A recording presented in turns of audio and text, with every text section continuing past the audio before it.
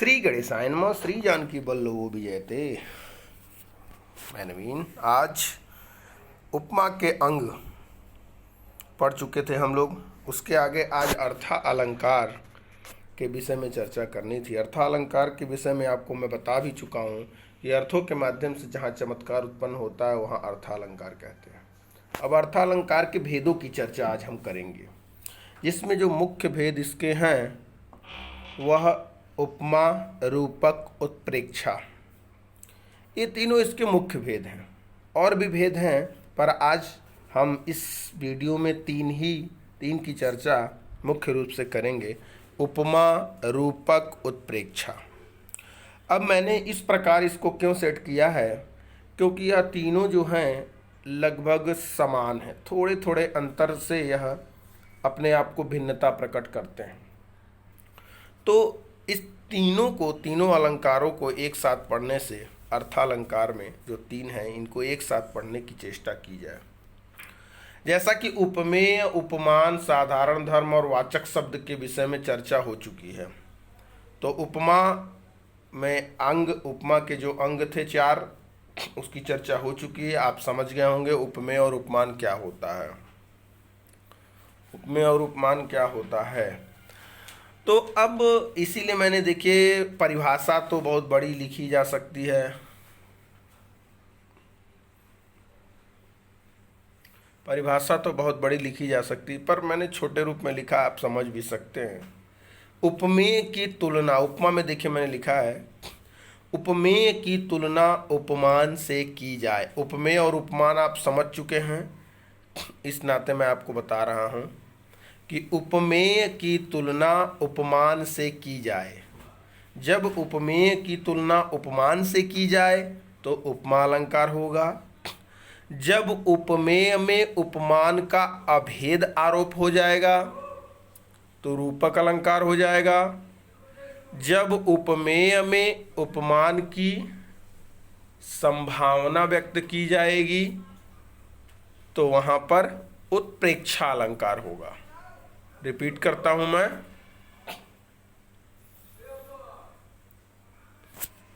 कि जब उपमेय की तुलना उपमान से की जाए उपमा अलंकार होगा।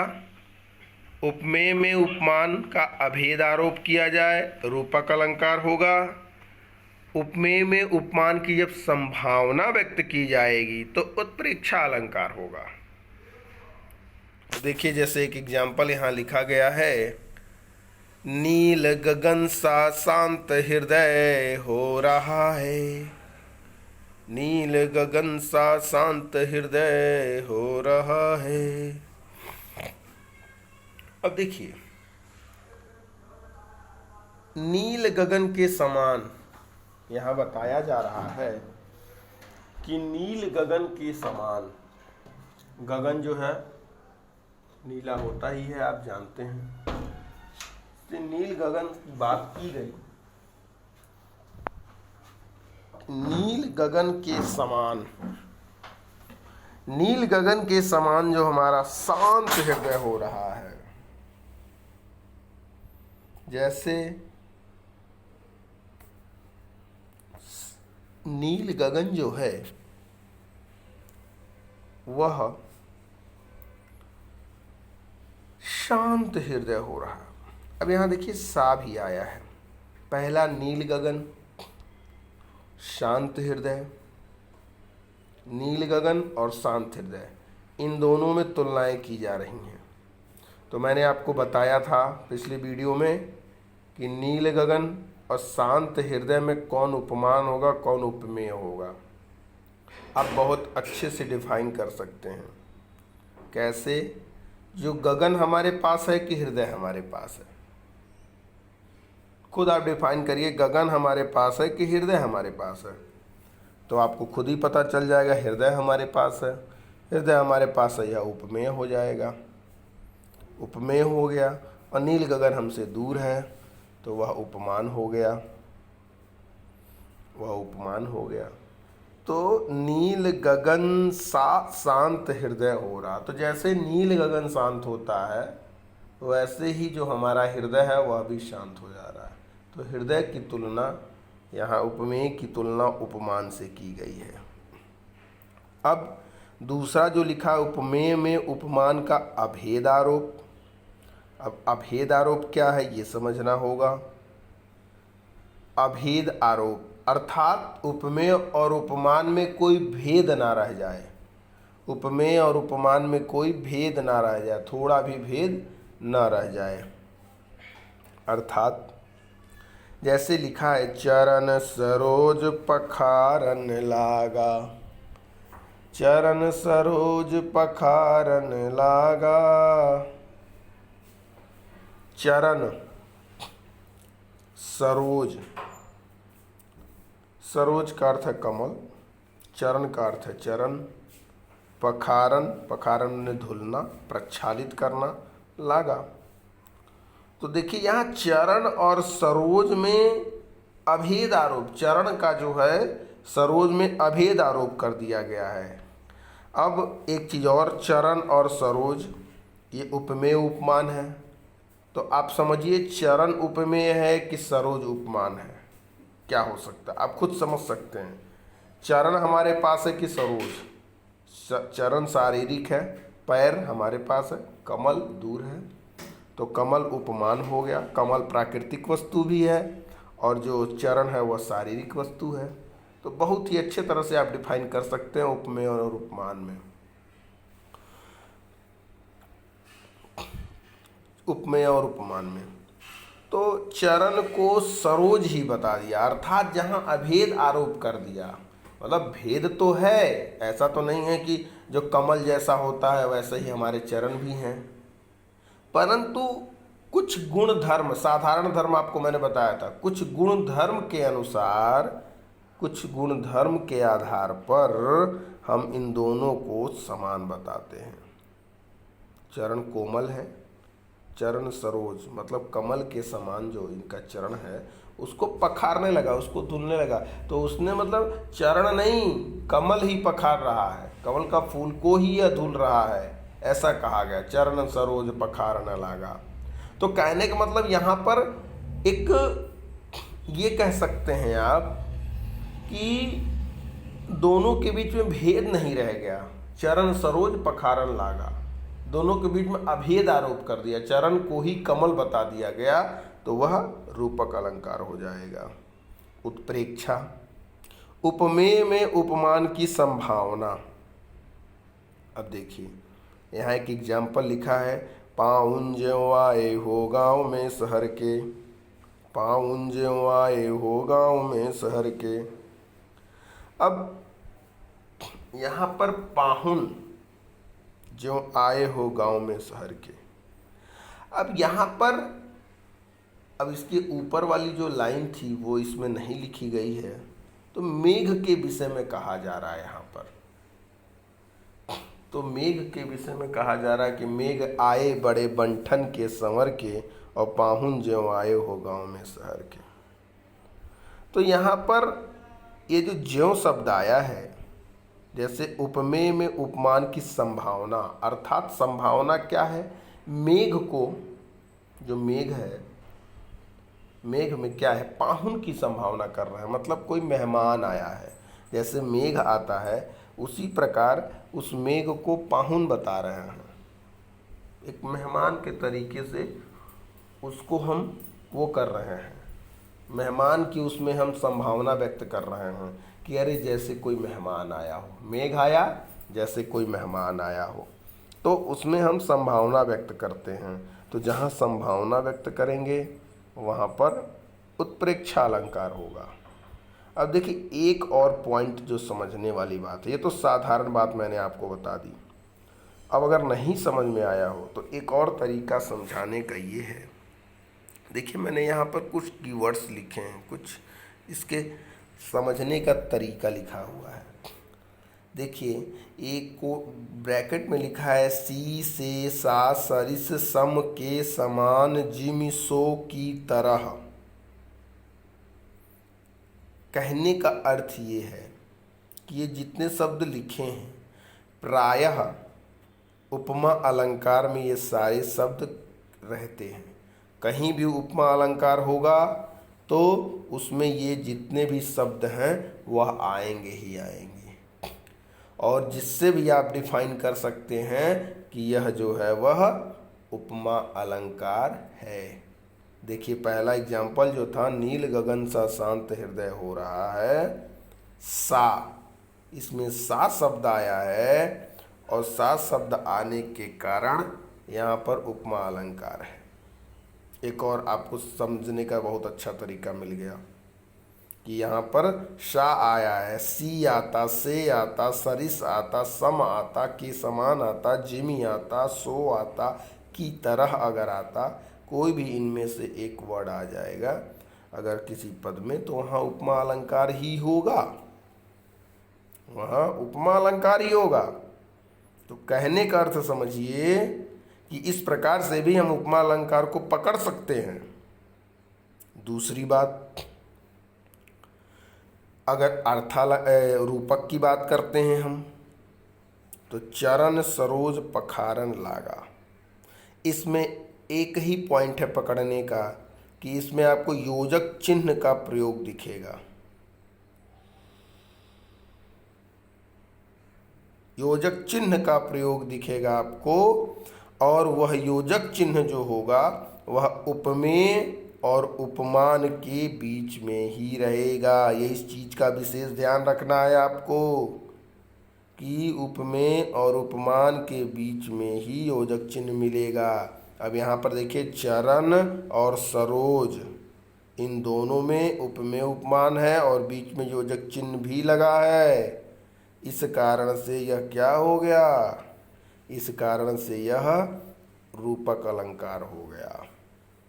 अब देखिए एक चीज और बता दें, कभी कभी इधर जो उपमा अलंकार में सा, सी, से, सा, सो लिखा है, इसके पहले भी योजक चिन्ह का प्रयोग किया जाता है। इसके पहले भी योजक चिन्ह का प्रयोग किया जाता है, परंतु ध्यान ये रखना है आपको कि यह जो सी, से, सा, सरिस है, ये ना तो उपमेय है और ना ही उपमान है। इस कारण से रूपक नहीं होगा। रूपक होने के लिए कम से कम इतना चाहिए कि दोनों तरफ, योजक के पहले और बाद में, एक तरफ उपमेय और एक तरफ उपमान होना आवश्यक है। तीसरा देख लीजिए, मैंने लिखा है जनु जानो मनु मानो, जनहु मनहु ज्यों मक्कू, जनहु मनहु ज्यों मक्कू। ये उत्प्रेक्षा अलंकार के कीवर्ड्स हैं। ये उत्प्रेक्षा अलंकार को पहचानने का तरीका है। अब देखिए, पाहुन ज्यों आए हो गांव में शहर के, अब यहाँ ज्यों शब्द आ गया है तो यह उत्प्रेक्षा ही होगा और कोई अलंकार नहीं हो सकता है। तो अगर अर्थ नहीं भी आपको पता है फिर भी आप लगा सकते हैं। ये तरीका सबसे आसान है आपको अलंकार पकड़ने के लिए। कोई भी अलंकार आपको डिफाइन करना हो तो आप इससे आसानी से पकड़ सकते हैं। जैसे देखिए एक एक एग्जाम्पल हम लोग और देखते हैं। लिखा है कोटि कुलस सम वचन तुम्हारा, कोटि कुलस सम वचन तुम्हारा, सम, सम आ गया है, कोटि कुलस सम वचन तुम्हारा। जो तुम्हारा वचन है, ये परशुराम जी के लिए कहा जाता है। लक्ष्मण जी ने कहा है कि कोटि कुलस सम वचन तुम्हारा, जो तुम्हारा वचन है वो करोड़ों कठोर फरसे के समान, कठोर अस्त्र शस्त्र के समान है। कुलिस लोहे का बना हुआ अस्त्र, कि आपका वचन ही इतना कठोर है, तो मतलब समानता प्रकट की। अब यहाँ देखिए सम आया है, सीधी सी बात है, सम आया है, ऊपर देखिए सम आपको मिलेगा, इसका मतलब यह क्या हो जाएगा, यह आपका उपमा अलंकार हो जाएगा। उपमा अलंकार ही आपको हो जाएगा। कोटि कुलस सम वचन तुम्हारा। फिर देखिए रूपक में, मैया मैं तो चंद्र खिलौना ले हूँ। देखिए एक भूल हो गई हमसे, चंद्र और खिलौना के बीच में योजक चिन्ह होना चाहिए। ये हमसे भूल हो गई है, आप लगा लीजिएगा। चंद्र और खिलौना के बीच में योजक चिन्ह छूट गया है। अब देखिए यहाँ अगर मैं तो चंद्र खिलौना ले हूँ, यहाँ पर अगर योजक चिन्ह लगा ही है समझ लीजिए, तो चंद्र और खिलौना एक उपमेय और एक उपमान है, क्योंकि चंद्र हमसे दूर है, उपमान हो गया, खिलौना हमारे पास है, वह उपमेय हो गया। तो दोनों में अभेद आरोप। मैया, देखिए इन्होंने ये नहीं कहा मैया मैं तो चंद्र खिलौना ले हूं, इन्होंने ये नहीं कहा कि चंद्रमा के समान खिलौना लूंगा मैं या चंद्रमा जैसा खिलौना लूंगा, इन्होंने सीधे कह दिया चंद्र खिलौना। इन्होंने सीधे सीधे क्या कह दिया कि चंद्र खिलौना ले हूं। चंद्र खिलौना अर्थात चंद्र रूपी खिलौना। यहाँ पर जो योजक चिन्ह है इसका अर्थ हम रूपी से ले सकते हैं कि चंद्र रूपी खिलौना, मुझे चंद्र ही खिलौने के रूप में चाहिए। तो यहाँ खिलौने में और चंद्रमा में कोई भेद नहीं रह गया, अभेद आरोप कर दिया, मैंने चंद्र को ही खिलौना बनाकर श्री कृष्ण मांग रहे हैं। अब देखिए नेक्स्ट एग्जाम्पल उत्प्रेक्षा का। रहीमन पुतरी श्याम की मनहु जलज मधुकरल से। रहीमन पुतरी श्याम की मनहु जलज मधुकरल से। देखिए मनहु आ गया, मनहु शब्द आ गया। आपको समझ जाना है कि ये उत्प्रेक्षा अलंकार है। अर्थ आपको नहीं भी पता है फिर भी ऊपर कीवर्ड्स दिया है, उससे आप समझ सकते हैं कि यह उत्प्रेक्षा अलंकार हैं। और भी कीवर्ड्स एक दो हो सकते हैं पर यह भी है। तो रहीमन पुतरी श्याम की, रहीमदास जी कहते हैं कि यह जो श्याम की पुतली है वह कैसी है। मनहु मानो जैसे जलज, जलज अर्थात कमल, और मधुकर माने भौरा, कि जैसे कमल पे कोई भौरा बैठा हुआ है। तो मान रहे हैं मनहु मानो जैसे कोई कमल पर भौरा बैठा हुआ है। इस प्रकार की रहीमदास जी बात करते हैं। अर्थात यहाँ कहने का भाव इतना ही है कि फिर से एक बार हम लोग इसको पढ़ते हैं, समझते हैं। देखिएगा साथ, इसको आप स्क्रीनशॉट भी ले सकते हैं। यहाँ पर उपमा, रूपक, उत्प्रेक्षा तीनों हल्के हल्के अंतरों से, थोड़े थोड़े अंतर से भिन्न है। नहीं तो तीनों में उपमा, उपमेय और उपमान की संभावना की जाएगी। तीनों में उपमेय और उपमान की जरूरत है। उपमा में उपमेय उपमान चाहिए, रूपक में भी उपमेय उपमान चाहिए, उत्प्रेक्षा में भी उपमेय उपमान चाहिए। बस अंतर क्या है? अंतर यही है कि उपमा में तुलना की जा रही है, रूपक में उसका अभेद आरोप कर दिया जाता है और उत्प्रेक्षा में संभावना व्यक्त की जाती है। इन्हीं तीनों को डिफाइन कर लीजिए, आप सब कर ले जाएंगे। उपमा में उसको हम तुलना करते हैं, समानता बताते हैं, और रूपक में अभेद आरोप कर देते हैं, और उत्प्रेक्षा में संभावना व्यक्त करते हैं, मानो ऐसा हो, मानो। अब देखिए जैसे एक और एग्जाम्पल उपमा में लिखा है मैंने, हाय फूल सी कोमल बच्ची हुई राख की ठी ढेरी। हाय फूल सी कोमल बच्ची हुई राख की थी ढेरी। अब देखिए यहाँ सी शब्द आ गया है, सी शब्द आ गया है, और सी के पहले ये योजक चिन्ह भी है। तो आप रूपक अलंकार लगा देंगे, तुरंत लगा देंगे ना रूपक अलंकार। परंतु रूपक अलंकार यहाँ नहीं होगा। क्यों नहीं होगा? क्योंकि मैंने आपको बताया है कि रूपक अलंकार वहीं होता है जहाँ पे दोनों तरफ योजक चिन्ह के पहले और बाद में भी उपमेय और उपमान होगा। और आप ध्यान दीजिए, ये जो सी लिखा है ये ना तो उपमेय है और ना ही उपमान है। तो केवल योजक चिन्ह देखकर आप यह मत समझ लीजिए कि यह तो रूपक ही अलंकार है। क्योंकि आपको यह देखना पड़ेगा कि दोनों तरफ उपमेय और उपमान है अथवा नहीं। अगर नहीं है तो फिर वह रूपक अलंकार नहीं हो सकता। जैसे हाय फूल सी कोमल बच्ची हुई राख की ठिठेरी। अब देखिए यहाँ बच्ची को फूल से तुलना कर रहे हैं कि जैसे फूल कोमल होता है वैसे बच्ची भी बेचारी कोमल है।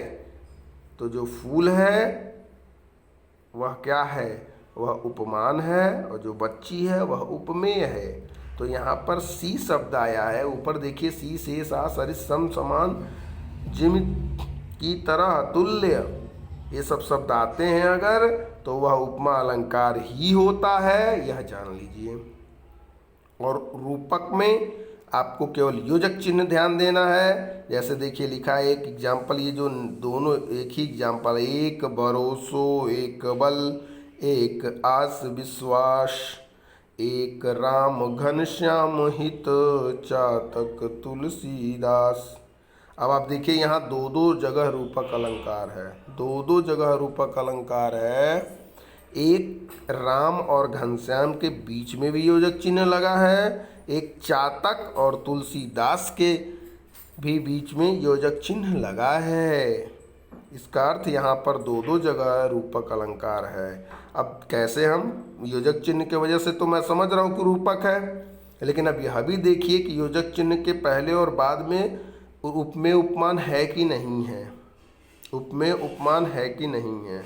एक जैसे ये तुलसीदास जी की का कथन है, तुलसीदास जी अपने भगवान इष्ट देव राम श्री राम जी की वंदना करते हुए कहते हैं कि एक भरोसो एक बल एक आस विश्वास, कि मुझे तो एक ही भरोसा, एक ही आस, एक ही विश्वास केवल श्री राम जी पे है, और मैं एक राम घनश्याम हित, वह जो राम है वह घनश्याम के समान है। यहाँ घनश्याम का अर्थ बादल से है, या काले बादलों से कह सकते हैं, या राम का अर्थ राम की, वह जो राम उस बादल के समान है, और मैं कैसा हूँ, चातक तुलसीदास।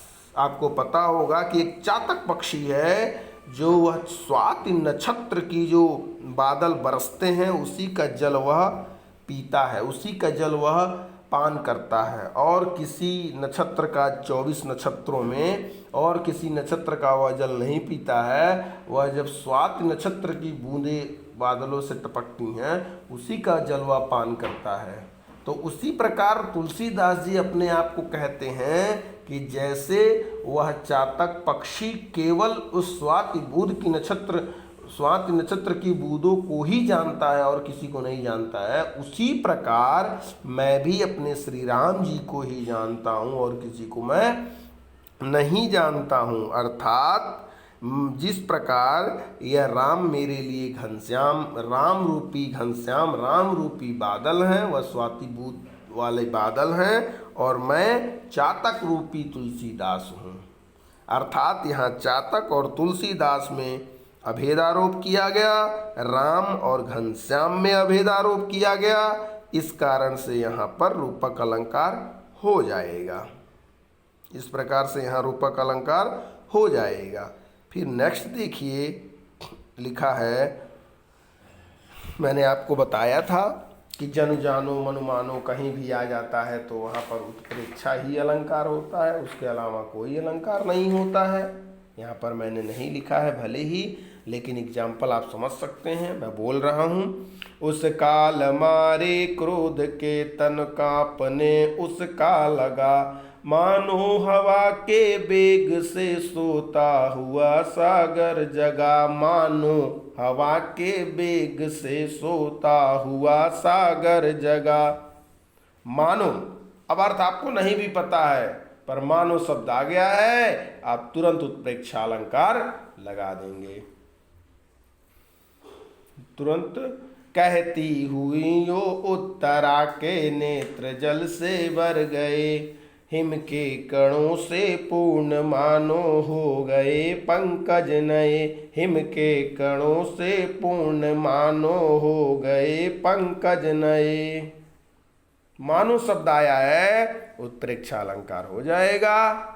अच्छा, एक और बताइएगा, चरण कमल बंदो हरिराई, चरण कमल बंदो हरिराई। अब देखिए, इसमें ना तो ज्यों जनु जानो आया है, ना तो सीसा सरिस आया है, लेकिन आप ध्यान से देखें तो चरण और कमल के बीच में योजक चिन्ह जब आपको लिखा हुआ मिलेगा तो उसमें योजक चिन्ह होगा, नहीं होगा फिर भी आप ध्यान दीजिएगा कि चरण कमल बंदो हरिराई, मतलब मैं उस चरण रूपी कमल की वंदना करता हूँ, चरण रूपी कमल की मैं वंदना करता हूँ। अर्थात चरण और कमल इन दोनों में उपमेय उपमान है, और ना तो सीसा सरिस आया है और ना ही जनु जानो मनु मानो आया है, अर्थात यह रूपक अलंकार ही होगा, क्योंकि योजक चिन्ह लगा है और योजक चिन्ह के पहले और बाद में उपमेय उपमान है। इस कारण से यह क्या हो जाएगा, यह हो जाएगा। और देखिए, एक और एग्जाम्पल है मीरा जी का, पायो जी मैंने राम रतन धन पायो, राम रत्न रूपी धन मैंने प्राप्त कर लिया है।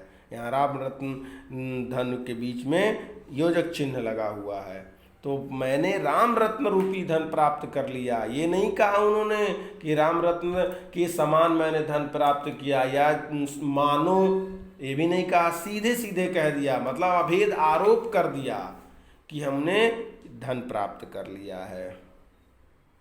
एक और एग्जाम्पल हम लोग देख लेते हैं, निर्मल तेरा नीर अमृत के सम उत्तम है, निर्मल तेरा नीर अमृत के सम उत्तम है। अर्थात यहाँ पर सम आ गया है, इसका मतलब है कि वह उपमा अलंकार ही होगा और कुछ नहीं हो सकता है।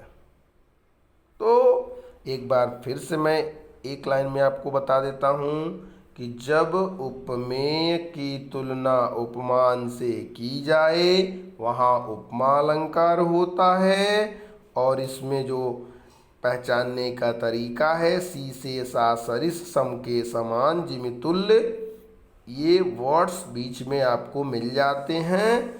रूपक अलंकार में उपमेय में उपमान का अभेद आरोप किया जाता है, अर्थात भेद होते हुए भी कह लीजिए जबरदस्ती कह दिया गया कि जबरदस्ती ने हमको चंद्र ही खिलौना के रूप में चाहिए।